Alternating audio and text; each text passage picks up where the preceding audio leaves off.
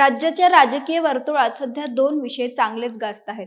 एक म्हणजे शरद पवार गटाचं काँग्रेस पक्षात विलीनीकरण आणि दुसरी गोष्ट म्हणजे उद्धव ठाकरेंनी तडकाफडकी बोलवलेली खासदारांची बैठक.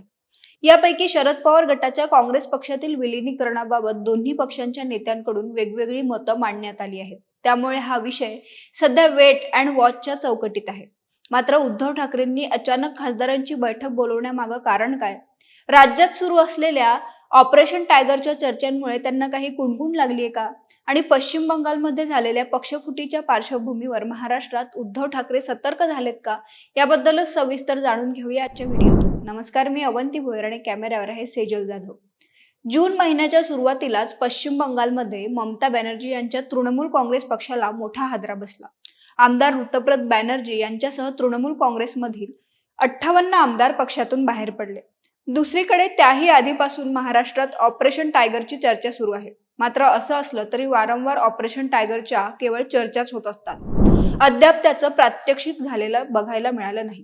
परंतु आता पश्चिम बंगालमध्ये झालेल्या राजकीय उलथापालथींच्या पार्श्वभूमीवर महाराष्ट्रात ऑपरेशन टायगरच्या चर्चांना अधिक गांभीर्य प्राप्त झाल्याचं दिसतंय. म्हणून उद्धव ठाकरे यांनी अचानक उबाठा गटाच्या सर्व खासदारांची महत्वाची बैठक बोलावली आहे. 14 जून रोजी मातोश्री निवासस्थानी ही बैठक पार पडणार आहे.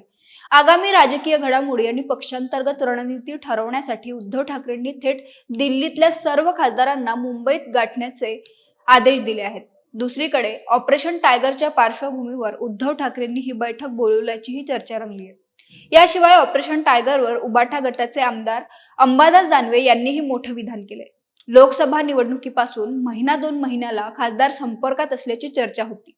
काही खासदार शिंदे यांच्या संपर्कात असतील, काही तर उघड बोलत आहेत.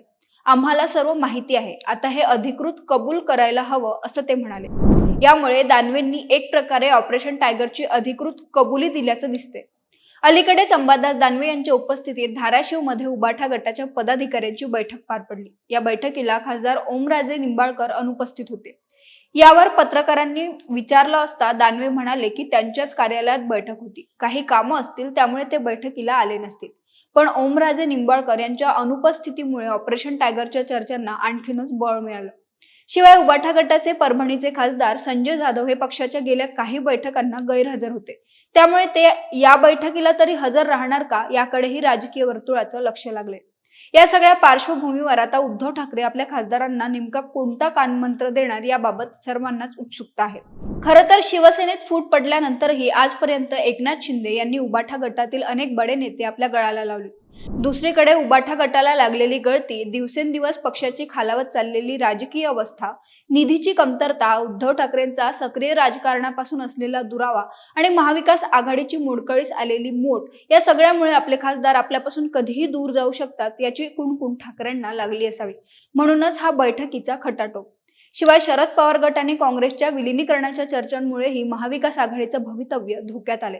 त्यामुळे साहजिकच पक्षातील ही सगळी अनिश्चितता उबाठा गटाच्या खासदारांना सतावत असावी. खरं तर मातोश्रीवर बोलवण्यात आलेली ही बैठक केवळ संघटनात्मक नसून पक्षातील नाराजी दूर करणं, खासदारांचा विश्वास कायम ठेवणं आणि संभाव्य फूट रोखणं हा त्यामागील प्रमुख उद्देश दिसतो. तुम्हाला याबद्दल काय वाटतं ते कमेंट करून आम्हाला नक्की कळवा आणि महा MTVच्या YouTube चॅनलला सबस्क्राईब करा. धन्यवाद.